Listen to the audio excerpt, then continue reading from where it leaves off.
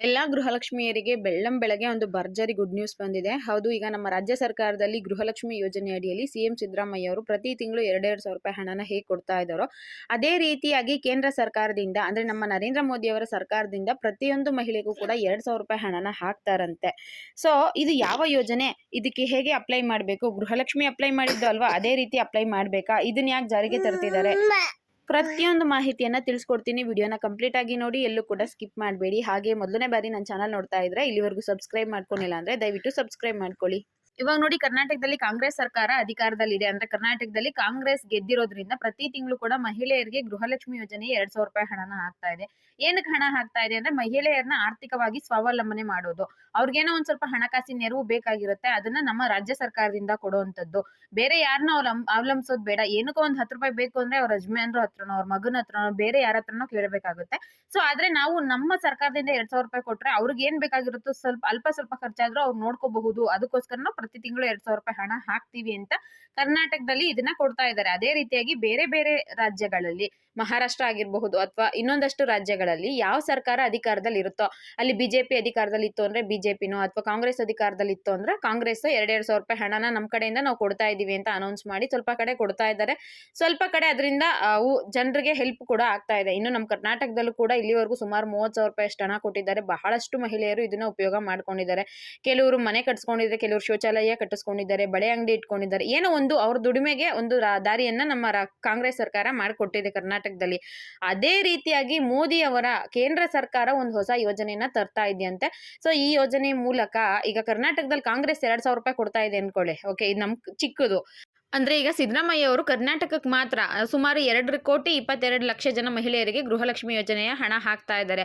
ಅದೇ ರೀತಿಯಾಗಿ ಕೇಂದ್ರ ಸರ್ಕಾರ, ಮೋದಿ ಅವರ ಸರ್ಕಾರ ಏನ್ ಮಾಡ್ತಾ ಇದೆ ಅಂದ್ರೆ, ಇಡೀ ದೇಶದಲ್ಲಿರುವಂತಹ ಎಲ್ಲಾ ರಾಜ್ಯಗಳಿಗೆ 28 ರಾಜ್ಯದ ಎಲ್ಲಾ ಮಹಿಳೆಯರಿಗೆ ಈಗ ಗೃಹಲಕ್ಷ್ಮಿ ಯೋಜನೆ ರೀತಿಯಲ್ಲಿ ಯಾವ ರೀತಿ 2,200 ರೂಪಾಯಿ ಹಣ ಕೊಡ್ತಾ ಇದ್ದಾರೋ, ಅದೇ ರೀತಿಯಲ್ಲಿ ಮೋದಿ ಅವರು ಎಲ್ಲಾ ಮಹಿಳೆಯರಿಗೂ 2,200 ರೂಪಾಯಿ ಇಡೀ ದೇಶದಾದ್ಯಂತ ಕೊಡುವಂತಹ ಒಂದು ಹೊಸ ಯೋಜನೆನ ರೂಪಿಸ್ಕೊಂಡಿದ್ದಾರಂತೆ. ಇದ್ರ ಉದ್ದೇಶ ಕೂಡ ಮಹಿಳೆಯರನ್ನ ಆರ್ಥಿಕವಾಗಿ ಸಬಲೀಕರಣ ಮಾಡೋದು. ಅವ್ರು ಬೇರೆ ಯಾರನ್ನೋ ಕೇಳೋದು ಬೇಡ, ಅವ್ರದ್ದೇನೋ ಖರ್ಚಿರುತ್ತೆ ಅದನ್ನೆಲ್ಲ ಅವರೇ ನೋಡ್ಕೊಳ್ಳಿ. ಕೇಂದ್ರದಿಂದ ಸಪರೇಟ್ 2,000 ರೂಪಾಯಿ, ಮತ್ತೆ ರಾಜ್ಯ ಸರ್ಕಾರ ಸಿದ್ದರಾಮಯ್ಯ ಅವ್ರು ಕೊಡೋದು 2,000 ರೂಪಾಯಿ ಸಪರೇಟ್. ಈ ರೀತಿಯಾಗಿ ಒಂದು 2,000 ರೂಪಾಯಿ ಹಣ ಕೊಡುವಂತ ಒಂದು ಯೋಜನೆ ಜಾರಿಗೆ ಬರುವಂತ ಲಕ್ಷಣಗಳು ಕಾಣ್ತಾ ಇದೆ. ಈಗ ನಮ್ಮ ಸಿದ್ದರಾಮಯ್ಯ ಅವ್ರ ಕಡೆಯಿಂದ 2,000 ರೂಪಾಯಿ ಬರುತ್ತೆ, ನರೇಂದ್ರ ಮೋದಿ ಅವ್ರ ಕಡೆಯಿಂದ 2,000 ರೂಪಾಯಿ, ಒಟ್ಟು 4,000 ರೂಪಾಯಿ ಹಣ ಮಹಿಳೆಯರ ಖಾತೆಗೆ ಬರುತ್ತೆ. BPL ರೇಷನ್ ಕಾರ್ಡ್ ಇರುವಂತವರಿಗೆ ಈಗ ಹೇಗೆ ಗೃಹಲಕ್ಷ್ಮಿ ಕೊಡ್ತಾ ಇದ್ದಾರೋ ಅದೇ ರೀತಿ ಈ ಯೋಜನೆ ಮುಖಾಂತರ 2,000 ರೂಪಾಯಿ ಹಣ ಬರುತ್ತೆ. ಹಾಗಿದ್ರೆ ಈ ಯೋಜನೆಗೆ ಅರ್ಜಿ ಹಾಕೋದು ಹೇಗೆ? ಕೇಂದ್ರ ಸರ್ಕಾರ ನಿಜವಾಗ್ಲೂ ಹಣ ಕೊಡುತ್ತಾ, ಯಾಕೋಸ್ಕರ ಹಣ ಕೊಡುತ್ತೆ ಅಂತ ಕೂಡ ನಾನು ವಿಡಿಯೋದಲ್ಲಿ ಹೇಳ್ತೀನಿ. ವಿಡಿಯೋನ ಕಂಪ್ಲೀಟ್ ಆಗಿ ನೋಡಿ. ಈ ಯೋಜನೆಯ ಉದ್ದೇಶ ಬಂದು ಸೇಮ್ ನಮ್ಮ ರಾಜ್ಯ ಸರ್ಕಾರದಲ್ಲಿ ಹೇಗಿದೆಯೋ ಮಹಿಳೆಯರನ್ನ ಆರ್ಥಿಕವಾಗಿ ಸಬಲೀಕರಣ ಮಾಡೋದಿಕ್ಕೆ. ಅವ್ರಿಗೇನೋ ಒಂದು ಖರ್ಚಿರುತ್ತೆ, ಅದನ್ನ ಬೇರೆಯವ್ರ ಹತ್ರ ಕೇಳೋದು ಬೇಡ ಅನ್ನೋದು ಒಂದ್ ಕಡೆ ಆದ್ರೆ, ಇನ್ನೊಂದು ಎಲೆಕ್ಷನ್ ಪರ್ಪಸ್ ಕೂಡ ಇದಿರುತ್ತೆ. 2,200 ರೂಪಾಯಿ ಹಣ ಪ್ರತಿ ತಿಂಗಳು ನಾವು ಹಾಕ್ತಾ ಹೋದ್ರೆ ಮುಂದೆ ನಾವು ಎಲೆಕ್ಷನ್ ಅಲ್ಲಿ ಗೆಲ್ಲೋದಿಕ್ಕೆ ಸಹಾಯ ಆಗುತ್ತೆ. ಈ ಜನಗಳು ಇದರಿಂದ ನಮ್ಗೆ ವೋಟ್ ಹಾಕ್ತಾರೆ ಅನ್ನೋ ಒಂದು ಲೆಕ್ಕಾಚಾರ ಇದೆ ಅಂತ ಕೂಡ ಹೇಳಲಾಗ್ತಾ ಇದೆ. ಮತ್ತೆ ಈ ಯೋಜನೆ ಖಂಡಿತವಾಗ್ಲೂ ಜಾರಿಗೆ ಬರುತ್ತಾ, ಅರ್ಜಿ ಹಾಕೋದು ಹೇಗೆ ಅಂತ ಹೇಳೋದಾದ್ರೆ, ಈ ಯೋಜನೆ ಜಾರಿಗೆ ಬರುತ್ತೋ ಇಲ್ವೋ ಅನ್ನೋದು ಫೆಬ್ರವರಿ 1ನೇ ತಾರೀಕು ಗೊತ್ತಾಗುತ್ತೆ. ಅದು ಹೇಗೆ ಅಂದ್ರೆ, ಕೇಂದ್ರ ಸರ್ಕಾರದ ಕಡೆಯಿಂದ, ಮೋದಿ ಅವರ ಸರ್ಕಾರದ ಕಡೆಯಿಂದ ಫೆಬ್ರವರಿ 1ನೇ ತಾರೀಕು ಬಜೆಟ್ ಮಂಡನೆ ಆಗುತ್ತೆ. ಈ ಸಂದರ್ಭದಲ್ಲಿ ನಿರ್ಮಲಾ ಸೀತಾರಾಮನ್ ಅವರು ಇದ್ರ ಬಗ್ಗೆ ಘೋಷಣೆ ಮಾಡಲಿದ್ದಾರೆ ಅನ್ನೋ ಮಾಹಿತಿ ಕೂಡ ಸಿಕ್ಕಿದೆ. ಗೃಹಲಕ್ಷ್ಮಿ ರೀತಿಯಲ್ಲೇ 2,200 ರೂಪಾಯಿ ಹಣ ಕೊಡ್ತಾರೋ ಕೊಡಲ್ವೋ ಅನ್ನೋದು ಫೆಬ್ರವರಿ 1ನೇ ತಾರೀಕು ನಮಗೆ ಕನ್ಫರ್ಮ್ ಆಗುತ್ತೆ. ಸೊ ಈ ಯೋಜನೆ ಹೆಸರು ಏನು, ಅರ್ಜಿ ಹಾಕೋದು ಹೇಗೆ ಅನ್ನೋದು ಬಜೆಟ್ ಆದ್ಮೇಲೆ ಗೊತ್ತಾಗೋದು, ಅಲ್ಲಿವರೆಗೂ ಏನು ಗೊತ್ತಾಗೋದಿಲ್ಲ.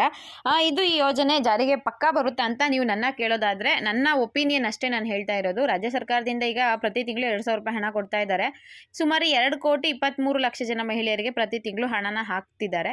ಆದರೆ ಕರೆಕ್ಟಾಗಿ ಹಣ ಹಾಕೋದಕ್ಕೆ ಸಾಧ್ಯ ಆಗ್ತಾನೆ ಇಲ್ಲ. ಬರೀ ಒಂದು ರಾಜ್ಯದಲ್ಲಿ ಹಣ ಹಾಕೋದಕ್ಕೆ ಈ ರೀತಿ ಪ್ರಾಬ್ಲಮ್ ಆಗ್ತಾ ಇದೆ. ಇನ್ನು ಕೇಂದ್ರ ಸರ್ಕಾರದ ಕಡೆಯಿಂದ 28 ರಾಜ್ಯದ ಮಹಿಳೆಯರಿಗೆ ಹಣ ಹಾಕ್ತೀವಿ ಅಂದರೆ ಪ್ರತಿ ತಿಂಗಳು ಅದು ಎಷ್ಟು 1,000 ಕೋಟಿ ಹಣ ಬೇಕಾಗುತ್ತೋ ಗೊತ್ತಾಗೋದಿಲ್ಲ. ಸೊ ಈ ಯೋಜನೆ ಖಂಡಿತವಾಗ್ಲೂ ಜಾರಿಗೆ ಬರುತ್ತಾ ಅಥವಾ ಊಹಾಪೋಹದಲ್ಲಿ ಮುಗಿದೋಗುತ್ತೋ ಅನ್ನೋದು ಬಜೆಟ್ ಅಲ್ಲೇ ಗೊತ್ತಾಗುತ್ತೆ. ಈಗ PM ಕಿಸಾನ್ ಹಣ ಆಗಿರಬಹುದು, ಮತ್ತೊಂದು ಜನರ ಅಭಿವೃದ್ಧಿಗೋಸ್ಕರ ಕೇಂದ್ರ ಸರ್ಕಾರ ಕೂಡ ಒಳ್ಳೊಳ್ಳೆ ಸ್ಕೀಮ್ಗಳನ್ನ ಜಾರಿಗೆ ತಂದಿದೆ. ಬಟ್ ಗೃಹಲಕ್ಷ್ಮಿ ಮಾದರಿಯಲ್ಲೇ ಅಲ್ಲಿಂದ ಕೂಡ ಎಲ್ಲರಿಗೂ 2,200 ರೂಪಾಯಿ ಬರುತ್ತೆ ಅಂದರೆ ಅದು ಸ್ವಲ್ಪ ಕಷ್ಟ ಆಗುವಂಥ ವಿಚಾರನೆ.